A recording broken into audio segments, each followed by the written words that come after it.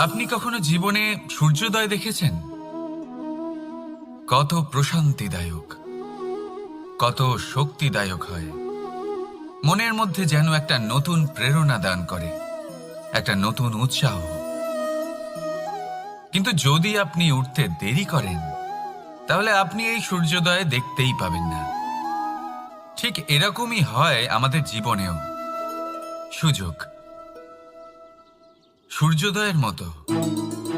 যদি আপনি আপনার জীবনে দরকারের চেয়ে বেশি অপেক্ষা করেন এই সুযোগের সদ্ব্যবহার করতে, তাহলে এই সুযোগ আপনার অপেক্ষা কখনোই করবে না, তা চলে যাবে। সেই জন্য এদের সামলে রাখুন।